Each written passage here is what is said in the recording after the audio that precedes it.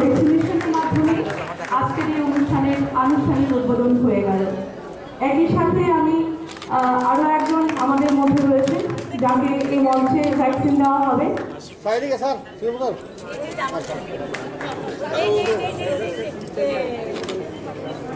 আমি সেই গর্ভবতী মহিলাকে অনুরোধ করবো আমাদের ভ্যাকসিনেশনের জন্য।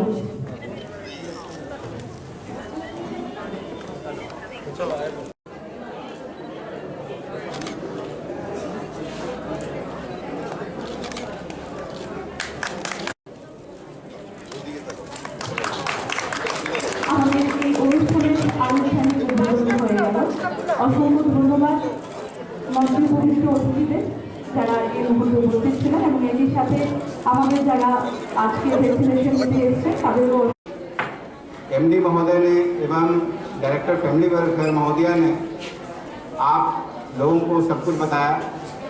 इसके अलावा जो डिप्टी मेयर महोदया हैं उन्होंने भी अपनी तरफ से आप लोगों को इस कार्यक्रम में सहयोग करने की अपील की। मैं आप लोगों को इस बात के लिए भी धन्यवाद देना चाहता हूं कि अभी जो हम लोगों का जो पूरा मानव समाज है जिस महामारी के दौर से गुजरा, उस महामारी के दौर से गुजरने वक्त जिस तरीके से आप लोगों ने सफलतापूर्वक इसका मुकाबला किया वह काबिले तारीफ है। और इस तरह की कोई भी महामारी आए, किसी भी तरह की समस्या आए, आप लोगों का सहयोग एवं आप लोगों की अटूट प्रतिज्ञा हम लोगों को इस तरह के चुनौतियों का सामना करने में सहायता करेगी। 100% পৌঁছানোর জন্য এই যে সপ্তাহব্যাপী कार्यक्रम हाथे नेওয়া হয়েছে আর তার শুরুয়াত আজকে প্রতাপগড় বিধানসভা কেন্দ্র থেকে হচ্ছে। এই কার্যক্রমে বন্ধুরা এই প্রকল্পের মাধ্যমে স্বাস্থ্য দপ্তর 7 दिन লাগাতার 3টি ডেটে ফেব্রুয়ারি, মার্চ, এপ্রিল যে কর্মসূচি হাতে নিয়েছে তার জন্য স্বাস্থ্য দপ্তরকে আমি অনেক অনেক ধন্যবাদ জানাই।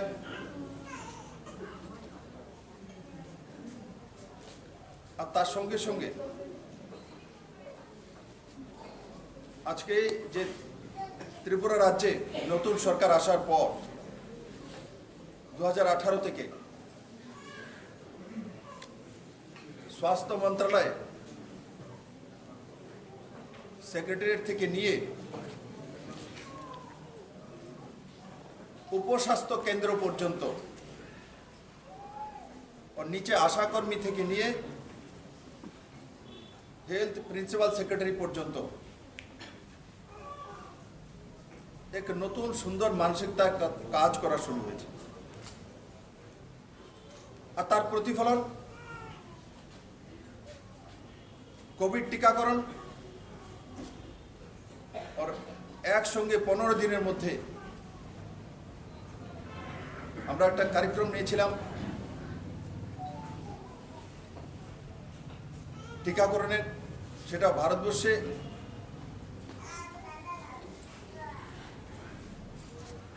বিভিন্ন জায়গায় প্রশংসিত হয়েছে।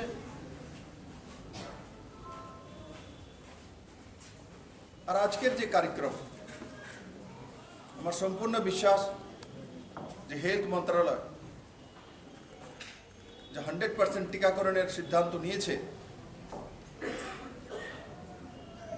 সেটা নিশ্চিত সময়ের আগে করে দেখান।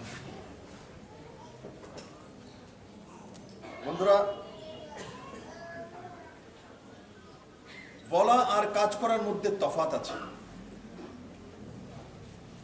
আগে ত্রিপুরার মানুষ মুখে শুনেছে, এখন মানুষ সেটা অনুভব করে। আমি গত 6 তারিখ আমার সহযোগী মন্ত্রী এনসি দেববর্মাকে দেখার জন্য জিবি হসপিটালে গিয়েছিলাম। আগে আমি জিবি হসপিটালে গিয়েছি, 6 তারিখও জিবি হসপিটালে গিয়েছি। আমি নিচে নামার সময় দুইজন বোনকে দেখছিলাম, জিজ্ঞাসা করছি কি করো তুমি? বলে এখানে যে পেডিয়াট্রিক যে ওয়ার্ড আছে, গাইনো ওয়ার্ড আছে, সেখানে আমি কাজ করি, কিন্তু এখানে পার্মানেন্ট না, আমি ট্রেন্ড, আমি সেটা নার্সিংয়ের কাজটা শিখেছি, আমি করতে পারি।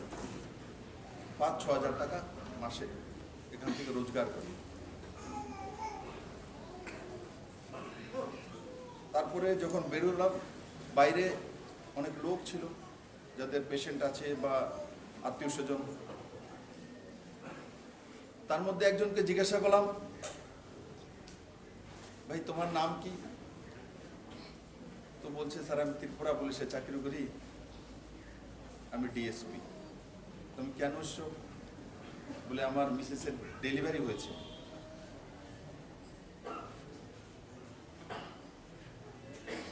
একবার চিন্তা করে দেখুন, আগে কি গ্যাজেটেড অফিসারের র্যাঙ্কের অফিসাররা নিজের পরিবারের কাউ ডেলিভারির জন্য কতটা লোক জিবি হসপিটালে যেত?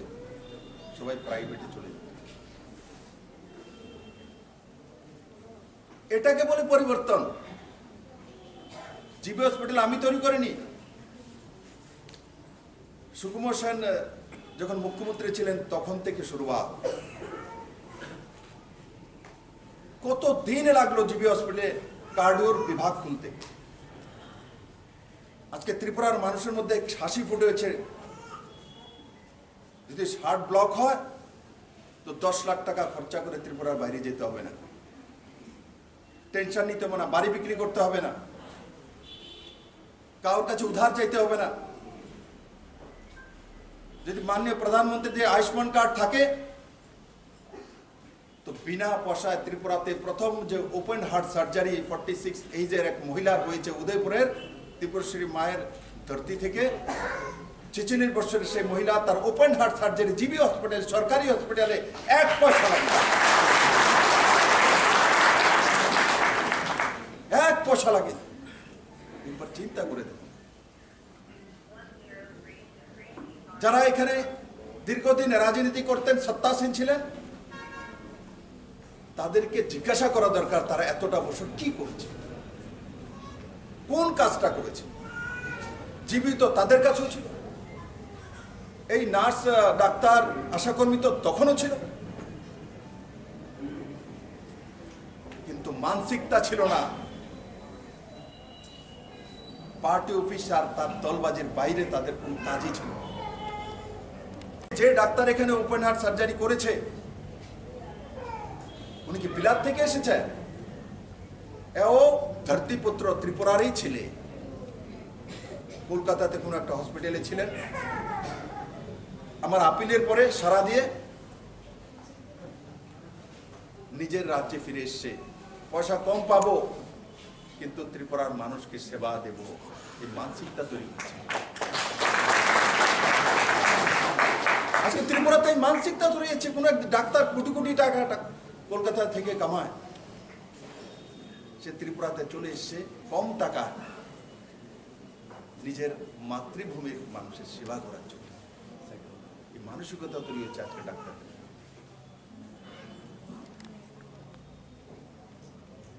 আমি সরস্বতী পূজার দিন অমরপুরে গেলাম, তো চপার থেকে নামতেই আমাকে বিধায়ক বলছে, স্যার ফার্স্ট যে বাইপাস সার্জারিটা হয়েছে বিধান ভৌমিক, ও কাল থেকে আমাকে বারবার রাত্রে ফোন করছে, বলে আপনাকে একটা প্রণাম করার জন্য। আমি কেন? লো মা ওর দাঁড়িয়ে আছে, আপনি স্যার একটু ওর সঙ্গে কথা বলুন না। তাই বলে ওকে আসতে হবে না, আমি যাই। সাইডে গেলাম, ওর মার চোখের দিয়ে জল পড়ছে। সর্বশিক্ষার টিচার আমাকে বলছে, স্যার আপনি আমাকে জীবন দান দিয়েছেন, আমার বাবা জন্ম দিয়েছে, আপনি আমাকে আবার প্রাণ দিয়েছেন। এর চেয়ে বড় উপহার এক মুখ্যমন্ত্রী কি পেতে পারে সরস্বতী পূজার দিন? এর চেয়ে বড় উপহার কি দিতে পারে? আর কি বলছে ওর মা? বলে, স্যার আমরা তো চাকরিজীবী, কারণ সর্বশিক্ষা চাকরি করে আয়ুষ্মান কার্ড হবে না।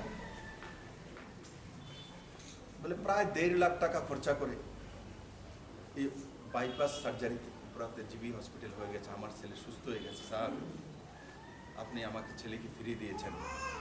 আমার ছেলেকে বাঁচানো আমার দ্বারা সম্ভব ছিল না। যখন বাইরে যাব বলছিল 10 লাখ টাকা খরচ হবে, আমার কাছে 10 লাখ টাকা, আমার পুরো গোষ্ঠী যদি বিক্রি করে দিই তবুও 10 লাখ টাকা হবে না। আজকে এই জিবি হসপিটাল ডাক্তার আমার ছেলের প্রাণ বাঁচিয়ে দিয়েছে।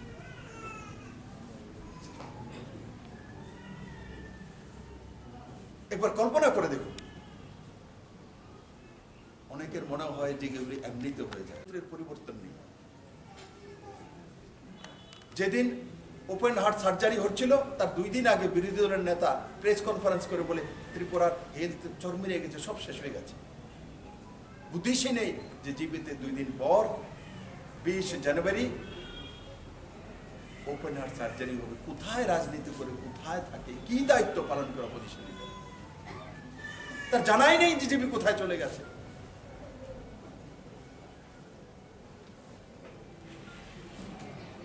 আমার কষ্ট হয়, আমি দেখেছি 2018 থেকে, তার আগে 2015 থেকে ত্রিপুরাতে এসেছি। পুরনো সরকার থাকাকালীন একটি মন্ত্রী জিবি হসপিটালে ব্লাড টেস্ট করার জন্য পর্যন্ত যেত না, ব্লাড টেস্ট করার জন্য যেত না। কিন্তু আমি সগর্বে যখন কোভিড আক্রান্ত হয়েছি, তো আমার জিবি হসপিটালের ডাক্তারে আমাকে বাঁচিয়ে দিয়েছে। আমার মা, বৃদ্ধা মা বাড়িতে আছে, তো জিবি হসপিটালের ডাক্তারে আমার মাকে কোভিড থেকে বাঁচিয়ে রেখেছে। আমার ছেলে মেয়ে, আমার পত্নী যখন অসুস্থ হয় তো জিবি হসপিটালেই চিকিৎসা হয়। তখন গিয়ে মানুষের বিশ্বাস হয়েছে যদি বিপ্লব দেব করতে পারে, তার পরিবার করতে পারে, তাহলে আমরা কেন যেতে পারবো না? মানুষ জিবি হসপিটাল দিকে যাচ্ছে, আর ডাক্তারও সেভাবে কাজ করে। Open heart surgery, neuro surgery কল্পনা করা যেতে পারে। ত্রিপুরাতে মানুষ সেটা পেয়েছে। এমনি তো হয় না, কঠিন কাজ, মানসিকতা তৈরি করতে হয়। সরকারি হসপিটাল সরকারি, সরকারি মানে কি? টাইটেল সরকারের ছিল আগে, সরকারি মানে জনতার, পাবলিক। বিপ্লব দেব কার? বিপ্লব দেব সরকারি। বিপ্লব দেব সরকারি মানে বিপ্লব দেব ত্রিপুরার জনতার।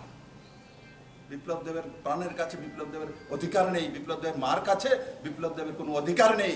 ত্রিপুরার যতক্ষণ পর্যন্ত মুখ্যমন্ত্রী আছি তো আমার অধিকার রয়েছে, আমার 40 লক্ষ। আমি আমার মাকেও বলেছি, মা আপনি আমাকে জন্ম দিয়েছেন, বড় করেছেন, মুখ্যমন্ত্রী হয়েছি, এখন কিন্তু আর আপনার নাই। আমি আমার ছেলে মেয়েকে বলি, আমি প্রথমে জনতা, তারপরে বাকি সব। বন্ধুরা, কোনো ব্যক্তি যখন সেটা বুঝে, কোনো নির্বাচিত প্রতিনিধি তার নিজের জায়গা, তখন শ্রেষ্ঠ নির্বাচনের প্রতিনিধির উদাহরণ প্রস্তুত করতে পারে। তার বোঝা উচিত যে আগে আমি পরিবারের ছিলাম, এখন আমি এলাকার। আজকে আপনাদের মনিকা দিদি পরিবারের ছিল, কিন্তু এখন এই এরিয়ার যে কাউন্সিলর সবার জন্য গার্জিয়ান। তাকে ওই মানসিকতা তৈরি করতে হবে যে আমি আমার পরিবারের না, আগে আমি এই আমার ওয়ার্ডের। তখন গিয়ে সর্বশ্রেষ্ঠ কাজ করার অধিকারী হয়ে যায়। বন্ধুরা, শুধু সেই জায়গায় নয় ত্রিপুরা, একদিকে যেমন open heart surgery, bypass surgery, neuro surgery, আর অন্যদিকে যে অন্তিম গরিব ব্যক্তি ত্রিপুরাতে যারা রেশন শপ থেকে চাউল ওঠায়, একবার ভেবে দেখুন, আজ থেকে 10 বছর আগে চাউল, কোন চাউল উঠাতেন, রেশন শপে কোন ধরনের চাউল আসতো? আমিও রেশন শপের চাউল খেয়েছি। ছোটবেলা চাউল নিয়ে আসতাম তো লাল লাল চাউল দিত, ক্যাপসুলের মতো, এটা দেওয়া যায়। ক্যাপসুল ক্যাপসুল খেয়ে বড় হয়েছি, তার জন্য এত লম্বা। সেই চাল পেতাম, তারপরও যারা বিরোধী পার্টি করবে, যদি রেশন শপে যেতাম, আমার খেয়াল আছে বাবা বিজেপি করে জনসংঘ করে, তার জন্য রেশন শপে গেলে যদি 1 বস্তা 2 বস্তা 20 বস্তার মধ্যে ভালো থাকতো, সেগুলো আলাদা করে রাখতো। আমরা যদি ভিতরে ডেকে, কাকু এই চালটা দেবে না, এই তোরা লিখে নাই, এটি নেতারার জন্য, ক্যাডারদের জন্য, আমাদেরকে দিতে হবে। বিরোধী পার্টি করি তো খারাপ চালটা সবাই রাখে দেবে। আর আজকে যখন চাউল তোলেন রেশন শপ থেকে, চাউল লোকাল চাউল চলে আসে, কারণ এমএসপির মাধ্যমে ত্রিপুরা থেকে ধান কিনে সেইগুলি মিলিং করে আবার চলে আসে আপনাদের কাছে। আর যেটা বাকি সেটা নরেন্দ্র মোদী পাঠান, সেটাও সেই চাউল কোন চাউল খান একবার চিন্তা করবেন, কোথায় পরিবর্তন করেছে এই সরকার ব্যবস্থা। আর অন্যদিকে রেশন শপের মধ্যে অন্তিম ব্যক্তি যে চাউলটা খায়, সেটার চাউলের কোয়ালিটি দেখুন। আর কি আজকে 97% যে জিনিসপত্র তোলা হয়, ইপিডিএস সিস্টেম করে দিয়েছি, একের চাল অন্য তুলে নিয়ে যেতে পারবে না, ধমকি দিয়ে পারবে না, 1 কার্ড 1 রেশন করে দিয়েছি। যদি এখানে না তুলতে পারে, দরকার হলে বরজলা থেকে তুলে নেবে, বরজলা থেকে না দিলে সে ভারতবর্ষের যেই জায়গাতে 1 কার্ড 1 রেশন আছে, সেখান থেকে চাউল তুলতে পারবে, তার ব্যবস্থায় সরকার করে দিয়েছে গরিবদের কাছে, অধিকার দিয়েছে। আগে রেশন শপের মধ্যে লাইন ধরলে যদি ওই সত্তাসীন পার্টির লোক হতো, ধাক্কা দিয়ে পেছনে সামনে চলে আসবে। যারা বিরোধী পার্টি, তারা পেছনে যেতেই থাকে। হয়তো 2টার সময় দাঁড়িয়েছে, 6টার সময় চাউল পাবে, কারণ রেশন শপের ডিলারও তো তাদেরই কাটা। আর আজকে যদি কোনো রেশন শপে লাইন ধরেছে, যদি দেরি হয়, তো উঠিয়ে আরো তাতে চলে যাবে, যে কোনো রেশন শপ থেকে চাউল তোলা যাবে, তার ব্যবস্থায় সরকার করেছে।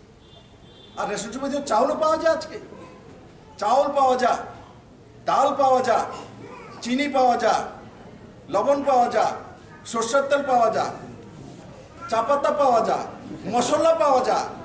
আগে কি পেতে? তারপর আবার কেরোসিন পাওয়া যায়, তারপরে এসএইচজির মাধ্যমে বোনেরা যে তৈরি করছে, সেগুলো বিক্রি করার অধিকার দেওয়া হয়েছে সেগুলোর মধ্যে। আগে চাল, লবণও দেয় না, কেরোসিন। যাই হোক, তো আমি তার জন্য পরিবর্তন বোঝাচ্ছি আপনাদেরকে। অনেক সময় না বললে আমরা মনে করি এই নর্মাল হতে চলছে। বন্ধুরা, মোদি আছে, এই সরকার আছে, তার জন্য হচ্ছে, মোদি আছে, সরকার আছে, তার জন্য হচ্ছে, না হলে এগুলো কোনো কিছু হতো না। শুধু ধাপ্পাবাজি, মিছিল মিটিং, ঘোরাঘুরি, আর মানুষের পেছনে মানুষ লাগিয়ে দেওয়া, আর অ্যাডজাস্টমেন্ট। যারা অপোজিশনের লিডার থাকতেন এখানে, এদের অ্যাডজাস্টমেন্ট করতে করতে ত্রিপুরাটা 40 বছর যাবৎ বিনাশ হতে যাচ্ছিল। মাননীয় প্রধানমন্ত্রীর নেতৃত্বে 2018-তে ত্রিপুরাবাসী মুক্তি পেয়ে আজকে ত্রিপুরা সেই জায়গা ওপেন হার্ট সার্জারি পর্যন্ত চলে গেছে। তাই বন্ধুরা, আমি সমস্ত এলাকাবাসীর কাছে নিবেদন করব, আমাদের স্বাস্থ্যকর্মীরা পরিশ্রম করে, আশা দিদিরা পরিশ্রম করে সামান্য পয়সার জন্য, জন্ম থেকে মৃত্যু পর্যন্ত এরা সাথ দেয় মানুষের। আমি অনেক সময় মাঝে মাঝে ডাক্তারদের কোনো কারণে ভুল ত্রুটি হয়েছে, ডাক্তারকে মার পিটার জন্য চলে যায়। বন্ধুরা, এটা না করা। আজকে দেখুন, এই জিবি হসপিটাল, মানসিকতা আমরা তৈরি করতে পারি, কিন্তু কাজগুলো তো ডাক্তার, নার্স, মেডিকেল স্টাফই করছে, এনএচএফ এর স্টাফরাই করছে। তাই আজকের দিনে আমি আপনাদের কাছে নিবেদন করব, যে আজ করছে সেগুলোর বিষয়ে আলোচনা করা। চায়ের দোকানে বসে নেগেটিভিটির কথা না বলা, কি পেয়েছেন সে বিষয়ে চিন্তা করুন। 2018 পরে কি কি পরিবর্তন হয়েছে, সেগুলো বিষয়ে আলোচনা করা, কথা বলা। ত্রিপুরাতে পজিটিভিটি তৈরি হচ্ছে। এয়ারপোর্টে নামার পর কি মনে হয়? মনে হয় যে কোনো মেট্রো সিটিতে চলে এসেছে। আর তারপর এয়ারপোর্ট থেকে 6 কিলোমিটার 4 লেন রোড তৈরি করা হচ্ছে। আপনাকে সেই অনুভব করার জন্য হায়দ্রাবাদে যাওয়ার দরকার নেই। জুন জুলাই মাসে এই 2022-এর জুন জুলাইয়ের মধ্যে আমি সময় দিয়েছি, সে রোড তৈরি হয়ে যাবে। সে রোড দিয়ে যখন আপনি যাবেন তখন আপনার অহংকার হবে যে আমরা ত্রিপুরার লোক, আমরা ত্রিপুরার মানুষ। আগে ত্রিপুরার মানুষকে দ্বিতীয় শ্রেণীর নাগরিক, কিন্তু ভিক্ষা যাওয়ার মানসিকতা। কিন্তু আজ ত্রিপুরার মানুষ নরেন্দ্র মোদীর নেতৃত্বে এক নতুন দিশা দেওয়ার মানসিকতা তৈরি করেছে। তাই বন্ধুরা, আমাকে এখানে নিমন্ত্রণ আর আমন্ত্রণ করার জন্য হেলথ মন্ত্রণালয়কে আমি অনেক অনেক ধন্যবাদ জানাই। আর একের পর এক যেভাবে আপনারা কাজ করে যাচ্ছেন, আগামী দিন আরো সুন্দর করে কাজ করবেন। সরকার আপনাদের সঙ্গে রয়েছে।